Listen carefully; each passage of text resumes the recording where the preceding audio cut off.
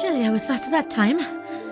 Sorry, Rose. You just weren't fast enough. You still need to shave 10 seconds off your time to even be considered for the Morag Tong. Seriously, 10 seconds? I've been training for months and I'm still as slow as an itch.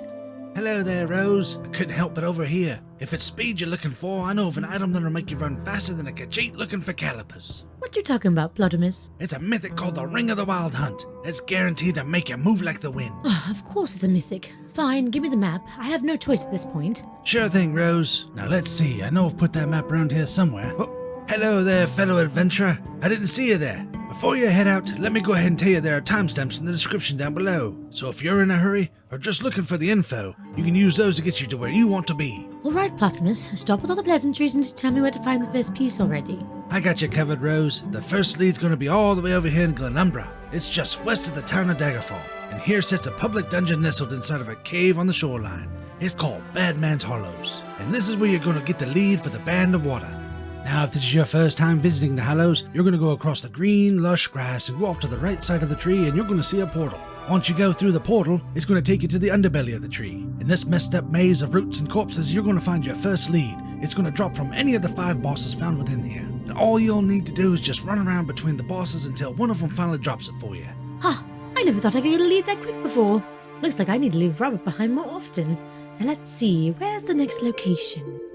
I think it's actually going to be over here in Marble Tor. Oh, thank you, Robert. Wait, hold on a moment. What are you doing here? Well, the same as you, actually. I was talking to Plotimus about how I wish I could swim as fast as an Argonian, and next thing I know, he was writing me directions on how to get this mythic. Of course he did. Wait, he can make you swim fast as well? Well, that's what he told me. Well, we'll have to test that out towards the end of this journey. I guess we're battle buddies until then. I guess it can't be helped. Just keep up. This next one is over here in Marble Tor. This is where we're going to find the lead for the face of the wolf beast. This lead is really straightforward. You can drop from any of the world bosses that are within the zone. If you're not sure where the bosses are located, take a look at this map right here. If you're looking to grind this one out, I would stick with the bosses right outside of Valen Harbor, as they're fairly close together and easy to travel between. Okay, Robert, take us to the next one. Alrighty. Looks like we're heading on over here to the Zone of Greenshade. This is where we're going to bully some more bosses to get the lead for the symbol of Y'ffre. Like I just mentioned, you're going to go out, find, and beat down any of the 6 bosses within the zone until one of them gives you their lunch money. Gives you the lead. Again, here's a map to help guide you to where the bosses can be found within the zone. If you look closely on the left side of the map, you'll see about 3 bosses grouped fairly close together. When I went for this lead, I ran a loop between these bosses as I feel it's the most efficient way to grind this one out. Alright, let's see if you have this lead. Yep, there it is. And a little extra for me. No, not my milk money. Now, you're a professional in this field. You should know how this works by now. In any case, we would like to thank you for your contribution to our adventure. Once you're done bruising up these bubbling basic bosses and have gotten your lead, you'll be ready to move on to the next one, which is located right over here within the wettest place in Tamriel, Murkmire. This is where we're going to find the lead for the Charm of the Shapeless. For those who are not familiar with Murkmire, it is a DLC zone, so to be able to get into this area, you'll need ESO Plus or you'll need to purchase it within the Crown Store. Robert, there's no way that this is right. What do you mean? This is the 4th lead that comes from a boss. Are you sure this is correct? Yeah, that's what he told me. Keep in mind, Rose, this is a mythic that's tied to the Bosmer. Who knows, Rose? The Bosmary spinners might be weaving a story of a hero who goes big game hunting to acquire the power of Y'ffre. As ridiculous as that sounds, you're probably right. As mentioned, this lead can drop from world bosses. But that's not the only area you can drop from. You can also drop from delve bosses as well. Here's a map to show you where all the bosses and delves are. If I were you, I would stick to getting this from the delves over the bosses. With Murkmire being a DLC zone, the bosses here are a little bit more tedious to fight. Yeah, I'm looking at you, Walks and Thunder, with your crazy totems and your overpowered healing mechanics. Bosses like that can make this just a miserable grind. And unless you have a group of people with you, it's not really worth your time. I would stick to the delve bosses as they're quick to defeat and they respawn fairly quickly. Once you've acquired your lead, you'll be ready to move on to the next one. Finally, the last lead. Looks like we need to head over to the Zone of Cropwood. This is where we're going to find the lead for the face of the Serpent.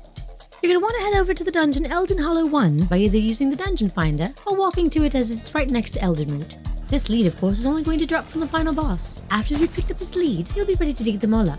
Keep in mind that since this is one of the first mythics that got released with antiquities, you will have to dig these leads up in the zone in which you found them. But once you do dig up that last lead, you'll have an extremely useful mythic at your disposal. Robert! What's up with you and grave robbing? Can we please not defile the corpses? Out there, you twit! Nothing here! Whoops, apparently I've made a grave mistake. This ring looks interesting, but what does it do exactly? With this being something tied to the Ring of Wild Hunt, It's not going to liquefy me or do something crazy like turn me into a giant tongue, is it? Of course not. This mythic's all about giving you speed. When you have it equipped, it gives you a 15% movement speed increase while in combat. And while out of combat, it increases your movement speed by 45%. And usually when you get this mythic, it actually comes with a swift trait, which gives you an extra 7% on top of that. You know, I think this is one of those rare instances where a mythic doesn't have a clear downside to using it, as any increase in speed is always welcome, especially if you're into PvP. Earlier you mentioned it making you swim as fast as an Argonian. How on earth do we know that's true? Well, there's only one way to find out. Okay, let's race to that island over there and back. On the way there, don't wear the ring, and on the way back, slip it on. Sounds like a plan. Let me know when you're ready. Ready on the count of 3. 1, 2, 3. Ooh, why is the water so cold?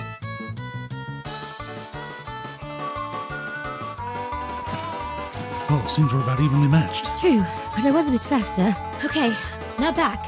1, 2. Hold on a second, Rose, that's cheating. Never mind. Now let's see what this thing can really do.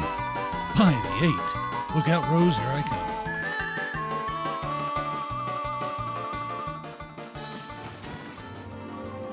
This thing is amazing. I don't think I'll ever be taking it off. I guess it is faster. You can swim a lot faster with it on. Alright, adventurer, that's enough of all of this. Now go ahead and get out there and show everyone what being fleet-footed's all about. Well, that wraps up another guide. We want to thank you for sticking around to the end. It really helps us out more than you know. If you enjoy what we do here, why not consider giving us a like and maybe subscribe? Also, consider ringing that bell for notifications so you get notified on when we release new content. Speaking of content, if you're looking for something fun to do with this mythic, we know of a particular Telvanni wizard by the name of Delron Telvanni that shows you how to create an absurdly fast resource gathering fiend. You can find his video right next to our playlist for our other mythics right over there. And with that, we hope to see you in the next one. Hey, I'll race you back to the guild hall. First one back gets a sweet roll. You're on. I got this in the bag. Like I get into a foot race with you. Honestly,